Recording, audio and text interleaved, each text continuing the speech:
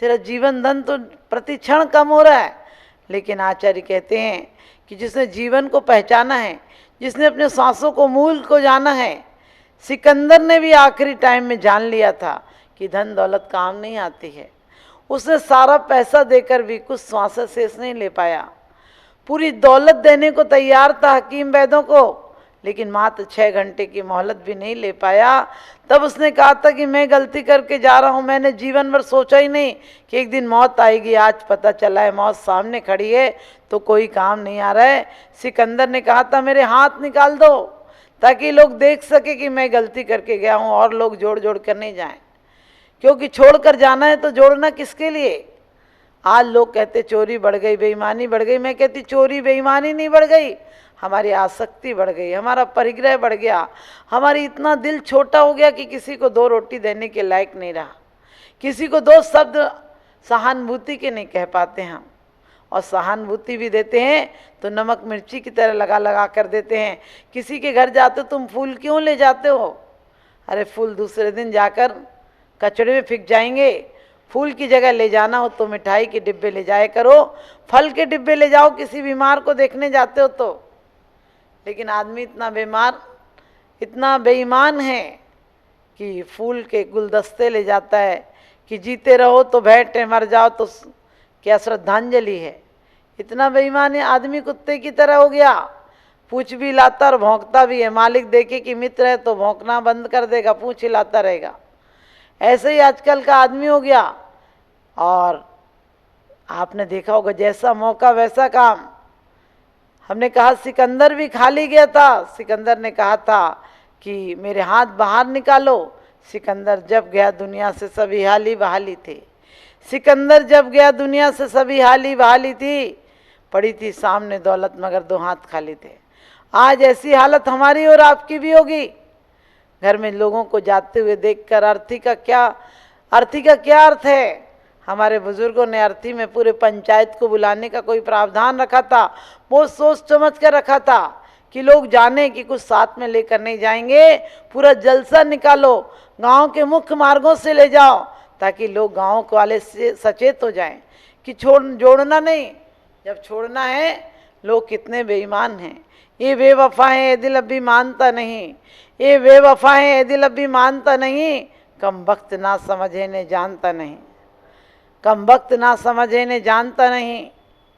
लोग इतने बेवफा होते हैं कि जब तक दौलत होती है तब तक कहते हैं पिताजी चिंता नहीं करना, आपको मरने नहीं देंगे, कुछ भी हो जाए आपको बचा लेंगे, जहाँ आपका पसीना गिरेगा वहाँ खून गिरा देंगे। लेकिन जैसे ही सांस गिरती है फ़ोन लगा देते हैं लोगों को, और लोग भी लगता तैयार बैठे हों। आप बीमार होंगे तो कई साल तक आपके पास नहीं आएंगे, एक बार देख जाएंगे। और वो देखने भी इसलिए आते हैं कि तुम देखो बीमार हो, हम इसी दिन का इंतज़ार कर रहे थे। स्वस्थता होते हैं तो कोई नहीं पूछने आता है, बीमार होते तो सब लोग देखने चले आते हैं। और जिस दिन आप बिल्कुल आखिरी दिन आ जाता है, हमारे दौलत राम जी तो कहते हैं यार मृतक सम बूढ़ापनो कैसे रूप लखे आपनो। जो लोग कहते हैं आखिरी टाइम में नाम ले लेंगे, उन्हें मैं कहना चाहती हूँ कैसे ले लोगे आखिरी टाइम में। आखिरी टाइम में तुम्हें भगवान का नाम तो छोड़ो, बच्चों के नाम नहीं लिए जाएंगे, तुम्हारी आंखें देखने से इनकार कर देंगी। तुम्हें संतरा भी नींबू नज़र आने लगेगा, भिंडी भी हरी मिर्च नज़र आने लगेगी। उस समय क्या परमात्मा नज़र आएगा? जो लोग कहते हैं आखिरी टाइम में नाम ले लेंगे, हमने कहा नाम लेने लायक बच्चोगे तब तो कोमा में चले जाओगे। क्या करोगे नाम लेकर? कौन लेगा तुम्हारा नाम? और तुम्हारा नाम भी कौन लेता है? दुनिया इतनी बेईमान है, जीते हो तब तक सत्य नहीं सुनाती है, जब सुनने वाला चला जाता है तब औपचारिकता में सुनाती है। राम नाम सत्य और सत्य बोले गत्य है, अरिहंत नाम सत्य और सत्य बोले गत्य है। मैंने कहीं 2 घंटा पहले सुनाया होता इसे कि अरिहंत नाम ही सत्य है, राम नाम ही सत्य है। इसी को बोलकर तेरी गति सुधरेगी। और ये राम नाम सिर्फ मुंह से नहीं लेना, राम अंदर तक जाना चाहिए। राम तालू से नीचे नहीं जाता है, राम नाम से ही अटक कर रह जाता है। और क्या भगवान का नाम नहीं जाता है, और धन दौलत रूपी राम चला जाता है अंदर, वो पैसा रूपी बेईमान राम चला जाता है। और आपको एक दिन फूक आते हैं, जब आपकी अर्थी निकलती है तो सब लोग आपके पीछे हो जाते हैं, जब बारात निकलती तो आगे हो जाते हैं। ये दुनिया बड़ी बेईमान है, मुसीबत में संकट में तुम्हें आगे कर देती है और खुशी के माहौल में खुद आगे हो जाती है। और क्या करते हैं, जैसे लगता है लोग इंतजार ही इसी बात का कर रहे हैं। तुम्हारे घर का फ़ोन गया और लोग आके फटाफट आ जाते हैं। लोग ये कहते बस आ ही रहे हैं हम, इतनी सी देर लगेगी, और लोग आकर एक भी तो सलाह नहीं देता है कि इतनी दौलत छोड़ गए, इतने खेत खलियान मकान और भट्टे छोड़ गए, कम से कम एक कोना दो इनको। इन्होंने जीवन भर सारा समय तुम्हें दिया है, जीवन भर का कमाया हुआ धन तुम्हें दिया है, तन तुम्हें दिया है, मन तुम्हें दिया है। परमात्मा को न तन दिया है, तन अपने परिवार को दिया है, जीवन धन को दिया है, और सच पूछो मन किसको, राग द्वेष को दिया है, मन कसायों को दिया है, पापों को दिया है। अब भी आज भी तुम्हें कुछ नहीं देंगे, कफन उतार कर कफन भी छीन लेंगे, क्योंकि कहते हैं कि जिंदगी भर सम्मान रहता है और मरते टाइम बांध बांध कर निकाले जाते हो। और निकालने के बाद भी कितना बड़ा लॉजिक था कि समाज के लोग देख लें कि ये पूरे जीवन बेकार जी कर गया है, अब कोई ऐसी गलती नहीं करे। इसलिए बहुत अच्छी बात थी कि अर्थी में सब लोग शामिल होते थे, लेकिन पहले कुछ फिर भी दिल था जिसकी अर्थी में जाते थे, अपने घर से कोई उपला लकड़ी ले जाते थे कि जिसका जीवन भर खाया है उसको आखिरी दिन उसको अपनी आहुति देकर आएंगे, उसका फर्ज निभा कर आएंगे। उसके जीवन भर जलाया है, जीवन भर उसने अपने मेरे लिए जला है, चिंता में जला है, क्योंकि कहते जीते जी चिंता सुलगावे मरत चिता सुलगावे। आदमी आज जीते जी मर रहा है, प्रति क्षण मर रहा है, हाय तौबा में जी रहा है। ये भी कोई जिंदगी है या किसी का श्राप है? और चैन के दो पल मिलेंगे सोचना भी पाप है। जिसे हम जिंदगी कहते वो कांटों का बिछोना है, जिसे हम जिंदगी कहते वो कांटों का बिछोना है। फ़कत इस ज़िंदगी में सिर्फ रोना ही तो रोना है, वहाँ खोना ही खोना है, यहाँ सोना ही सोना है। वास्तव में अपने अंदर आ जाओ तो सोना ही सोना है, अपने अंदर आ जाओ तो कभी मरोगे नहीं, अपने अंदर आ जाओ तो जीवन अमर हो जाएगा। अपने अंदर आने का मतलब क्या है? स्वयं को पाना। मैं एक जीव तत्व में इस शरीर में था, कितने रूप बदल जाते हैं, कभी ध्यान रखना। चित्र सबके एक से पेंटर अलग अलग हैं, चित्र सबके एक से पेंटर अलग अलग हैं, जाना सभी को एक दिन सेंटर अलग अलग हैं। जन्म के अंगना अलग अलग रे, मरण का मरघट टेक रे। क्योंकि कहते हैं जीवन भर तुम्हारे कपड़ों का रंग अलग हो सकता है, कफन का रंग एक सा होता है। कफन का रंग यानी राग द्वेष का रंग एक सा होता है, और वो कफन हमारे जीवन भर हमें फन की तरफ फैलाए रहता है। हम कफन में ही जीते हैं, कफन में ही मर जाते हैं, और जीवन भर कोई कफन किसी जात का ओढ़े, धर्म का ओढ़े, पक्षपात का ओढ़े हैं।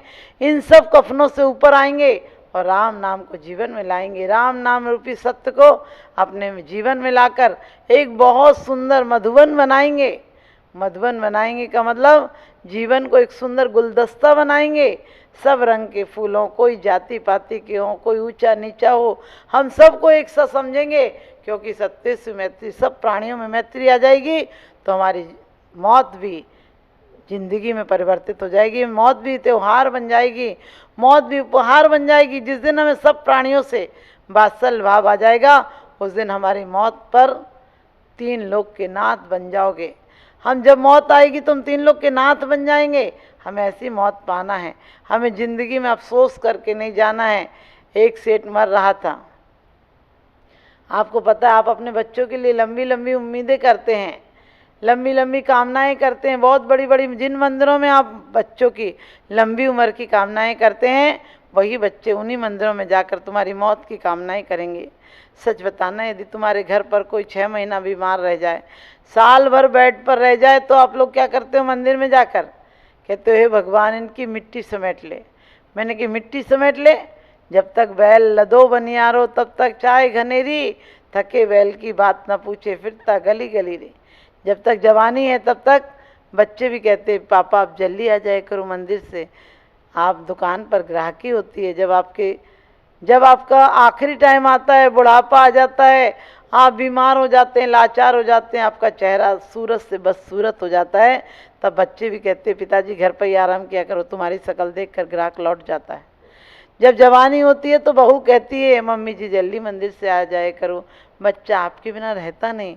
जब ज़्यादा बूढ़ी हो जाए सास, और जिंदगी भर की आदत रही है घर लौटने की, अपने घर लौट जाती, अपने घर यानी अपने देश लौटने का विचार होता तो स्वदेश लौट जाती, सन्यासी बन जाती, समता को धारण कर लेती, राग देश का त्याग कर लेती, लेकिन जीवन भर उस मकान में लौटी है, उसके खाने में लौटी है जहाँ के लिए हमारे आचार्यों ने उसे जेल कहा है, वहीं लौटी है। तो आखिरी टाइम में तो और राग बढ़ जाता है। मंदिर में मन कहाँ लगता है? मंदिर में तो लोग डर से आते हैं, कहीं नरक ना चले जाएं, कहीं मर ना जाएं, इसलिए आते हैं मंदिर तो। और जब मंदिर में डर के आते हैं और जल्दी घर पहुंच जाते हैं, और बूढ़ी सास हो कोई काम की नहीं रहे तो बहू भी सोचती है जैसी जाती है वैसी आ जाती, घंटे 2 घंटे मंदिर में काटा, इससे चैन नहीं पड़ती है। सोचो तुम्हारी कैसी जिल्लत की जिंदगी होगी। शुरू से जीवन का अभ्यास सुंदर करो, जीवन को संन्यासमय बनाओ।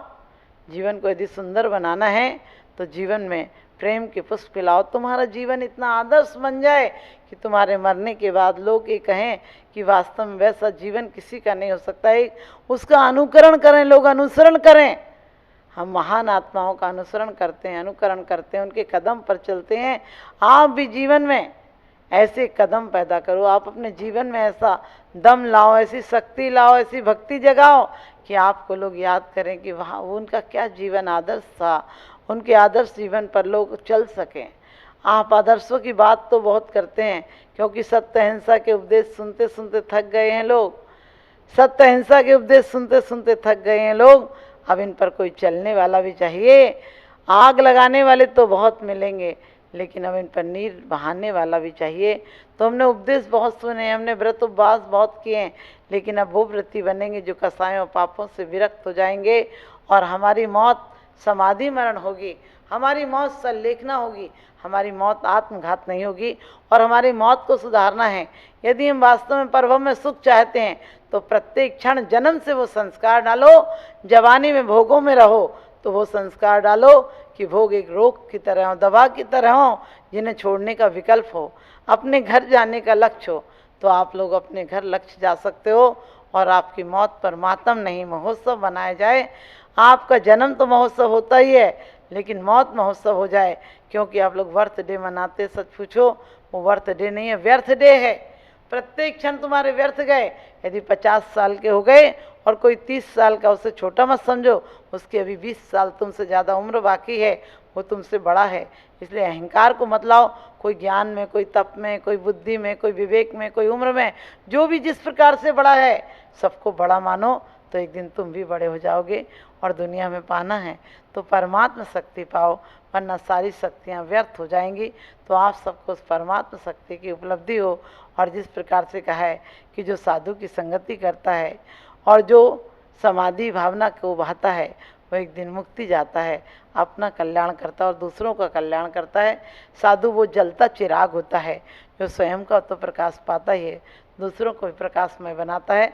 तो आप सबका जीवन एक जलता चिराग हो जाए, आप सबका जीवन एक सुंदर उपवन हो जाए, आप सबके जीवन में खुशियों की